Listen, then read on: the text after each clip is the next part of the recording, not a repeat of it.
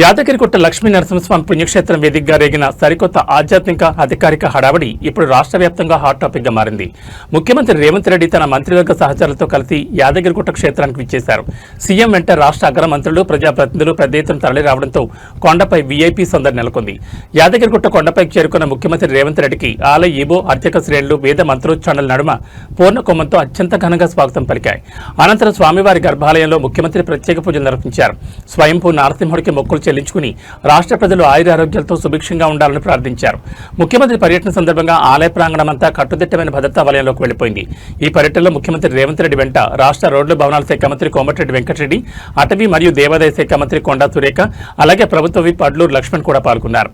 స్వామివారిని దర్శించుకున్న అనంతరం వేద పండితులు ముఖ్యమంత్రికి, మంత్రులకు ఆశీర్వచనాలు అందించి శేషవస్త్రాన్ని, ప్రసాదాలను బహుకరించారు. దేవాదాయ శాఖ మంత్రిగా కొండా సురేఖ, స్థానిక ఉమ్మడి జిల్లా నేతగా కోమటిరెడ్డి వెంకటరెడ్డి ఈ పర్యటనలో క్షేత్రస్థాయి ఏర్పాట్లను స్వయంగా పర్యవేక్షించారు. లక్ష్మీ నరసింహస్వామి దర్శనానంతరం యాదగిరిగుట్ట టెంపుల్ డెవలప్మెంట్ అథారిటీ పరిధిలో సాగుతున్న పలు పెండింగ్ పనులు, భక్తుల సౌకర్యార్థం చేపట్టాల్సిన వైటీడీఏ నూతన ప్రాజెక్టులపై సీఎం రేవంత్ రెడ్డి, మంత్రులు కోమటిరెడ్డి, కొండా సురేఖ మరియు అడ్లూరు లక్ష్మణ్తో కలిసి ఉన్నతాధికారులతో అక్కడే ఒక సమీక్ష నిర్వహించారు. యాదగిరిగుట్టను ఆధ్యాత్మికంగా మరింత అద్భుతంగా తీర్చిదిద్దేందుకు అవసరమైన నిధుల విడుదల, రోడ్డు కనెక్టివిటీపై స్పెషల్ ఫోకస్ పెట్టాలని అధికారులను ఆదేశించారు. ముఖ్యమంత్రి రేవంత్ రెడ్డి మరియు మంత్రుల బృందం యాదగిరిగుట్టలో జరిపిన ఈ పర్యటన ఆలయ అభివృద్ధి పనులకు మరింత వేగం పెంచనుందని స్పష్టమవుతోంది.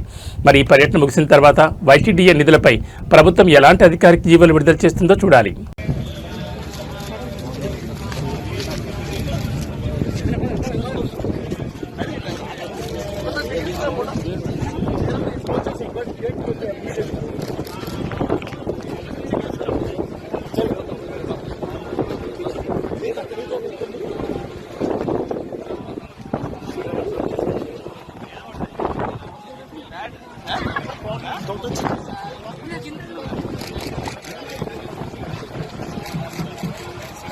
चलो चलो